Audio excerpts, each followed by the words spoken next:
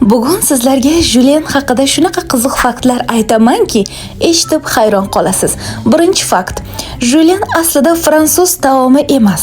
Fransuzchadagi julienne bu shunchaki sabzavotni ingichka qilib to'g'rash texnikasi. Taomning o'zi bo'lmagan, faqat nomi bo'lgan. Ikkinchi fakt. Biz biladigan tovuq, qo'ziqorin va smetanali Julien rus oshpazlarining ijodi.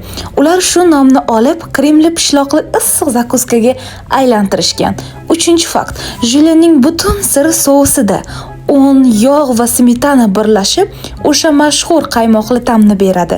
Ustidan mo'l qilib pishloq sepilganda esa oltin rangli qopqoq hosil bo'ladi. Hamma yaxshi ko'radigan mana shu effekt.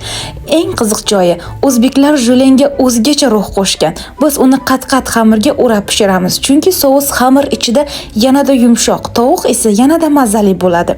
Hatto ayrim joylarda Julien pirogchasi yoki Julienni somsa deb ham aytishadi. Xullas, fransuz deb o'ylagan taomingiz aslida ruscha, bizda esa o'zbekcha bo'lib ketgan. Shunaqa qiziq faktlarni bilib borishni xohlasangiz, obuna bo'ling, like bosib qo'ying.